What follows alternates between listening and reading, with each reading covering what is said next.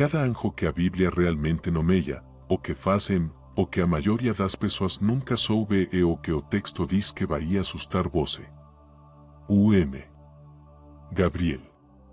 Gabriel é o anjo mais famoso da Bíblia. E quase tudo que as pessoas acham que sabem sobre ele está incompleto. O nome significa homem de Deus, ou Deus em minha forca, a depender da raiz hebraica considerada. Gabriel aparece 4 vezes no texto bíblico com nome. 2 no Antigo Testamento, 2 no Novo. Mas o detalhe que muda tudo está na primeira vez que ele aparece. Em Daniel, capítulo 8, versículo 17, quando Gabriel se aproxima do profeta, Daniel cai como o rosto em terra. Sem conseguir se levantar. Sem conseguir falar. Completamente paralisado pela presença do ser. Gabriel tem que tocá-lo fisicamente para que Daniel consiga ficar de pé. Isso não é uma figura simbólica de luz suave trazendo uma boa notícia. E ser cuja aproximacao derruba homem no chao. A segunda vez que aparece em Daniel, capítulo 9, versículo 21, o texto diz que Gabriel chega em voo rápido. O original hebraico usa termo que indica velocidade extrema, não deslocamento lento e sereno. No Novo Testamento, Gabriel aparece para Zacarías e para María. En Lucas, capítulo 1, versículo 12, quando Gabriel aparece para Zacarías no templo, a primeira reacao dele é terror. É a primeira palavra que Gabriel diz não é uma saudacao.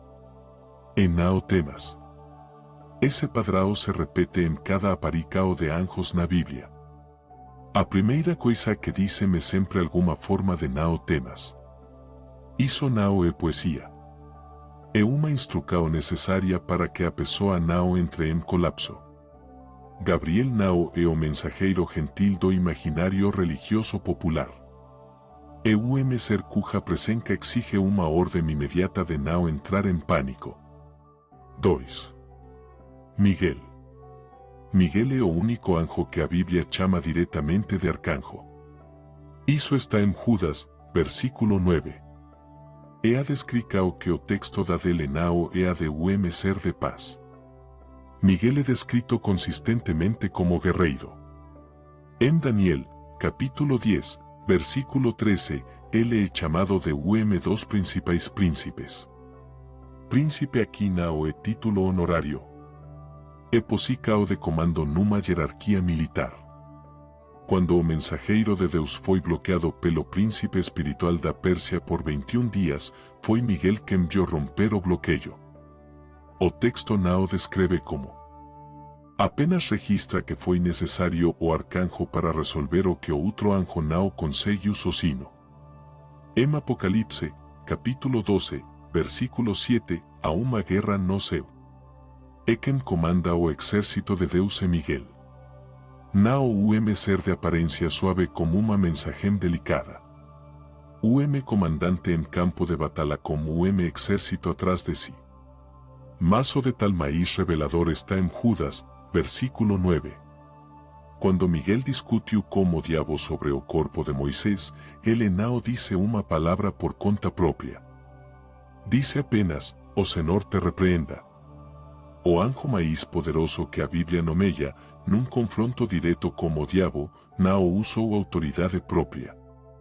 Invocou a autoridade de Deus. Isso não é fraqueza. É o que o texto está dizendo sobre como a hierarquia espiritual funciona. Agora, antes de continuar, se você acredita que conhecer o que a Bíblia realmente diz faz diferença, já se inscreve no canal, ativa o sininho e deixa o seu like. Isso faz o YouTube mostrar esse conteúdo para mais pessoas que também precisam conhecer a palavra de Deus de verdade. Feito isso, vamos em frente. 3. Rafael. Rafael não aparece no canone protestante da Bíblia. Ele está no livro de Tobías, que faz parte do canone católico e ortodoxo. Mas o que ele faz dentro desse livro e como ele se apresenta no final é o que torna esse registro diferente de qualquer outro anjo da lista. Rafael acompanhou o jovem Tobías por toda uma jornada longa e perigosa. Curou o país cego de Tobías. Derrotou o demônio Asmodeus, descrito no mesmo livro como o país dos demônios. Guiou, protegeu e resolveu cada situação ao longo do caminho. E fez tudo isso sem revelar quem era.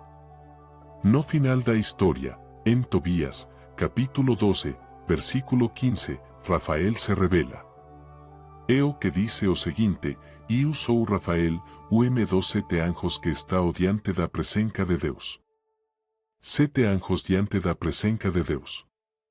O texto afirma isso como uma estrutura estabelecida. Não são todos os anjos. São 7 específicos com posição definida diante de Deus. Rafael ainda diz algo mais. Diz que quando Tobías orava e quando o pai dele chorava pela cegueira, foi ele quem levou as oráculos diante de Deus. Afuncao não é apenas executar. É intermediar. Carregar o que os humanos dizem até a presença de Deus. E durante toda a jornada, enquanto agia, Rafael aparentava comer, aparentava dormir, aparentava ser humano. O texto é claro que era aparência. Mas a escola de se tornar invisível como tal é, por si só, o dado sobre como esses seres funcionam quando precisam operar no mundo humano. 4. Os querubins. A maioria das pessoas visualiza querubins como bebês gordos com asas pequenas. Essa imagem tem origem na arte renascentista europeia. Não tem relação com o que a Bíblia descreve. O primeiro lugar em que querubins aparecem é em Gênesis, capítulo 3, versículo 24.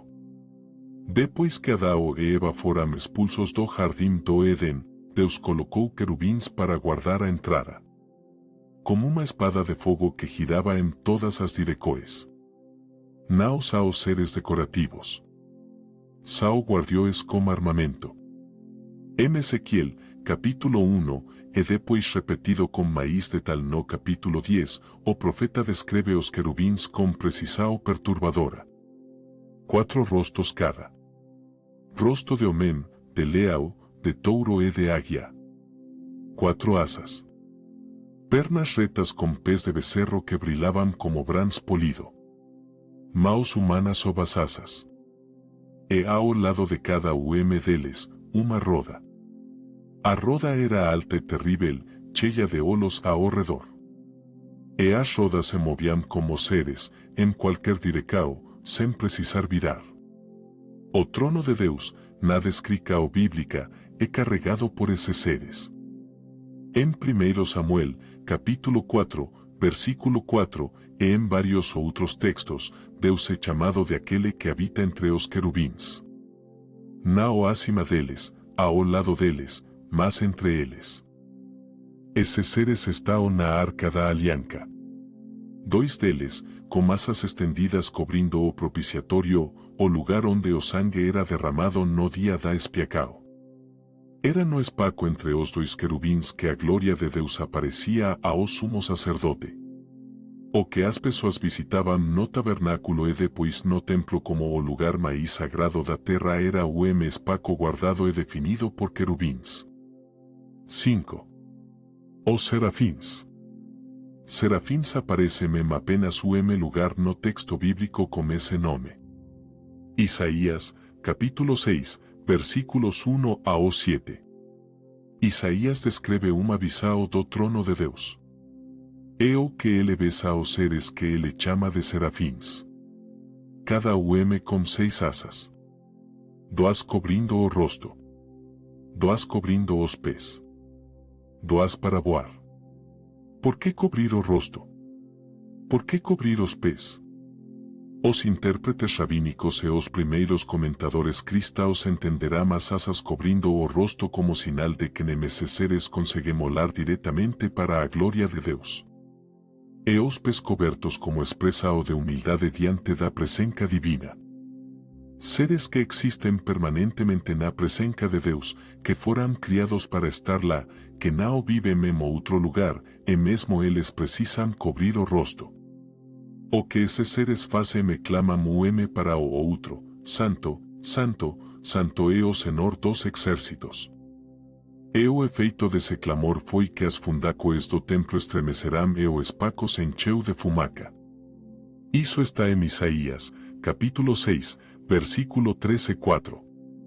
O texto não interpreta, não explica. Apenas registra o que aconteceu fisicamente quando esses seres abriram a boca. No mesmo capítulo, o M2 serafins pega uma brasa viva do altar como uma tenaz e toca os lábios de Isaías. A finalidade era purificar o profeta antes que ele pudesse falar por Deus. O M ser que vive no fogo da presença divina, usando brasa para limpar o M humano antes que esse humano fosse autorizado a falar. 6. O anjo do Senhor. Este é o anjo mais misterioso da Bíblia inteira. E o mistério não está no que ele faz. Está em quem ele pode ser. O anjo do Senhor aparece dezenas de vezes no Antigo Testamento. Fala com Agar, com Abraão, com Moisés na sarca ardente, com Gideo, como pai de Sansão. E em vários desses encontros, algo desconcertante acontece. O anjo do Senhor fala em primeira pessoa como se fosse o próprio Deus. Em Éxodo, capítulo 3, versículo 2, é o anjo do Senhor que aparece a Moisés na sarca ardente. Mas no versículo 4, é Deus quem fala. E no versículo 6, a voz diz, Eu sou o Deus de teu pai, o Deus de Abraão. Em Juízes, capítulo 13, o anjo aparece para a mãe de Sansão. O pai, Manoá, pergunta o nome do anjo. A resposta é que o nome é maravilhoso, além do que pode ser dito. É a mesma palavra usada em Isaías 9 para descrever o filho que nasceria. Teólogos cristãos desde os primeiros séculos interpretaram o anjo do Senhor como uma manifestação pré-encarnada de Cristo. A questão é debatida. Mas o fato é que o texto bíblico apresenta esse ser como uma ambiguidade que não existe em nenhum outro anjo da lista. Nenhum outro anjo fala em primeira pessoa como Deus. Nenhum outro recebe adoração sem corrigir imediatamente quem adora. Nenhum outro tem o nome descrito como indizível. O anjo do Senhor não é apenas o M mensageiro. O texto o trata como algo diferente. E a Bíblia não resolve essa questão. Deixa ao leitor como peso da ambiguidade. 7. Os anjos do Apocalipse. O livro do Apocalipse introduz anjos com funções que não existem em nenhuma outra parte da Bíblia. E o que essas funções revelam sobre como o texto entende o fim de todas as coisas é o detalhe que a maioria das pessoas ignora. Há 7 anjos com 7 trombetas, em Apocalipse, capítulo 8. Cada trombada libera uma catástrofe sobre a terra. Granizo e fogo misturados com sangue. O mar se tornando sangue. As águas se tornando amargas. O sol, a lua e as estrelas atingidos. O abismo sendo aberto. Esses anjos não estão reagindo ao que acontece. Está executando. A um anjo com poder sobre o fogo, em capítulo 14, versículo 18. Anjo com poder sobre as águas, no capítulo 16, versículo 5. Anjos com dominio sobre elementos específicos da criação. Mas o anjo mais desconcertante está no capítulo 20, versículo 1. O único anjo desceu como a chave do abismo e como uma grande corrente. E ele pega ao diabo, o mesmo ser que o arcanjo Miguel enfrentou invocando a autoridade de Deus, e o acorrenta sozinho por 1000 anos. O anjo sozinho. Acorrentando o adversário de toda a história humana. E jogando ele no abismo. O texto não nomeia esse anjo. Não explica quem é. Apenas registra o ato e passa para o próximo versículo. Ao todo, a Biblia apresenta anjos con funcoes que vao de mensajeiros a guerreiros, de guardioes a executores de julgamento, de intermediarios de oracao a comandantes de exércitos. Cada com funcao, posicao e poder definidos dentro de una jerarquía que o texto nunca detala completamente. O que eles revelam nao eso sobre o sobrenatural. Es sobre o cuanto a Biblia describe universo onde o que nao se ve maíz estruturado, maíz organizado e maíz ativo do que cualquier coisa que existe no campo de visao humano.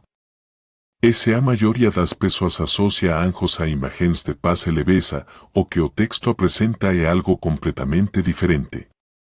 Sao seres cuja aproximacao derruba homens no chao, cuja voz estremece fundacoes, cuja presença exige uma ordem imediata de nao temas.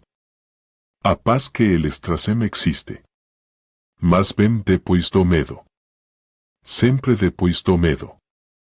Se esse conteúdo abriu seus olhos para algo que você não sabia que estava na Bíblia, compartilhe com alguém que também precisaria ver isso.